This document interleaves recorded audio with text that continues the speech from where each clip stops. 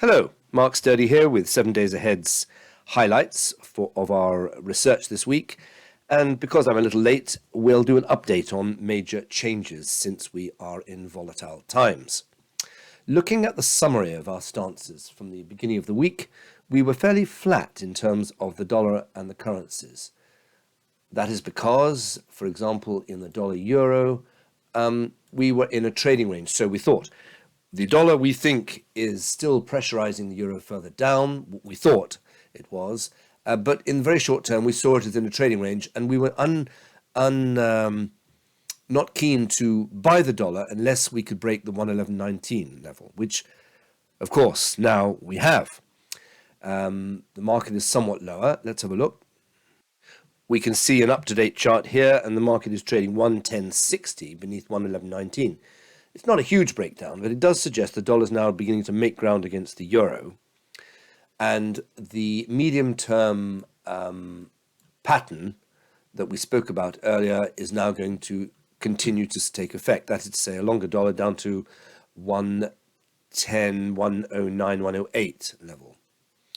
The knock-on effect of this can be seen in the sterling euro, whereas at the beginning of the week we thought we were in a trading range, we're now trading right up at this high here, and it looks possible for the sterling to be trading above this level, above 120.41 really is the level at the end of the week, in which case that would suggest the sterling is beginning a new bull leg against the euro, breaking out of this long-established trading range. So the dollar is already strengthening against the euro, and depending on the close on the week, it would look like a new leg of strength for sterling against the euro. Turning to the stocks, in the summary, we were standing aside from stocks as well. As regards America, that was because we felt we felt that there was a possibility of a big bear top here, both in the daily and the weekly charts. Shoulder, head, shoulder, shoulder, head, shoulder, but that the critical close beneath the neckline in either the daily or the weekly charts had not been achieved. Well, they still haven't been achieved. Let's look at the up-to-date chart on the S&P. We can see here that far from closing beneath, the market has in fact rallied since we wrote the initial research. So we remain neutral on stocks until the market can complete these bear formations or indeed break upwards. That seems wise. It is worth noting the slight difference in our analysis of the Eurostoxx 50. We were noting the bearishness of this small top here, having broken down beneath these prior lows here, but that we noted when we wrote the research that there was tremendous support, long-term support, going back as far as to 2015. And what's happened that the market has broken down in the weekly chart, but it hasn't broken this lower 3703 level. In fact, the market has been right down to that level. And so it's a slightly complex situation of short-term bearishness, long-term support.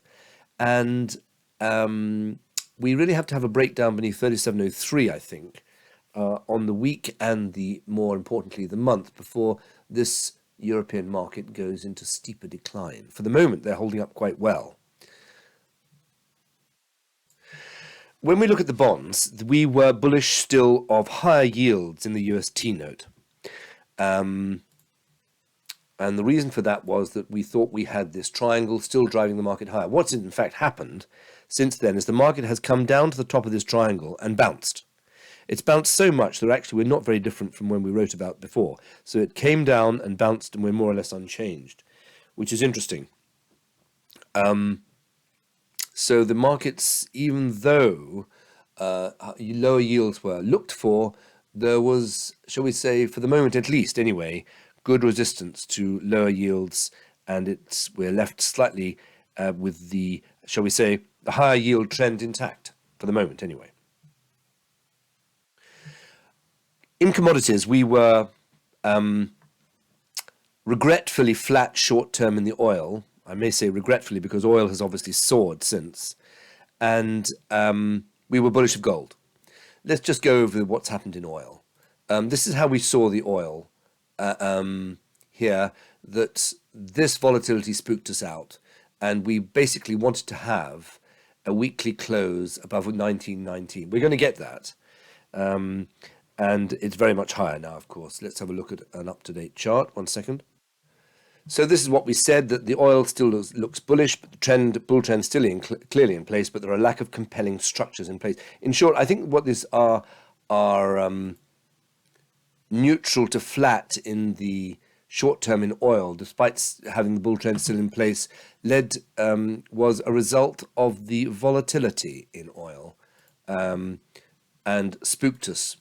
So even though we've got this underlying bullishness here, which calls it up a great deal higher, and the unchanged trend there, this volatility, this disappointment with this no close above 93.83 led to this caution. Quite wrong, of course. We're now trading 106 up here somewhere. In gold, we were bullish. And here we have the market having closed above 1880 and looking to add on a close above 1919. Let's see where the market, here's the day chart, and let's see where the market is now. It is higher, if not that much higher. Let's have a look. So here we have the up-to-date day chart in the gold. We were beneath this level here, 1919, and now we're somewhat 1928. So it is working higher. I think the close above 1922 on the week will be seen as another good buying opportunity for the dollar bulls. This could be read as a big completion of a double bottom, which sent it very much higher. And even though the price action is, shall we say, sluggish, it's going in the right direction. Thanks very much.